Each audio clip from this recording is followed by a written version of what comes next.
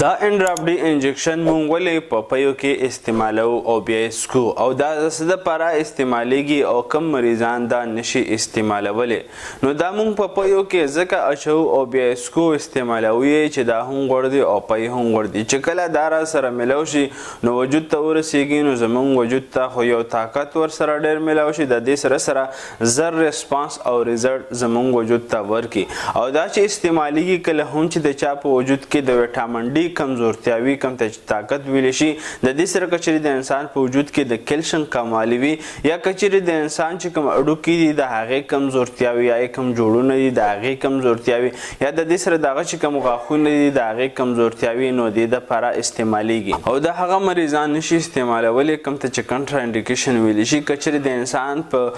ګردو کې کاڼې وي یا د انسان چې کومې ګردې دي ډېرې زیاتې خرابې وي یا د انسان په وجود کې د کیلشیم ډېر